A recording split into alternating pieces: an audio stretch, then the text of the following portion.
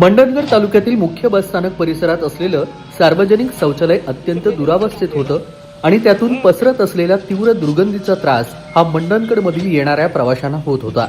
अखेर कोकण कट्टा न्यूजनं या संदर्भातील बातमी दिली आणि मंडणगडमधील सामाजिक कार्यकर्ते साई सावंत यांनी या सगळ्या कामाचा पाठपुरावा केलाय आणि अखेर या कामाला आता सुरुवात झालेली आहे. शौचालयाच्या टाकीचं झाकण हे पूर्णपणे उघडलेलं होतं.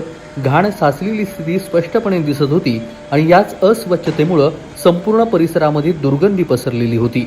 अखेर मंडणगड बसस्थानकाच्या आगार प्रमुखांनी यावरती तात्काळ कारवाई करून आता या ठिकाणी कामाला सुरुवात झालेली आहे.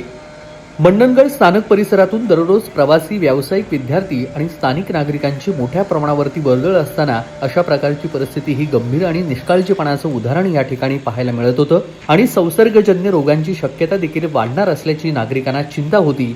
मात्र त्याआधीच या कामाला आता सुरुवात झालेली आहे आणि नागरिकांनी देखील, प्रवाशांनी देखील कोकण कट्टा न्यूजचे आभार मानलेले आहेत. कोकण कट्टा न्यूज, मंडणगड, रत्नागिरी.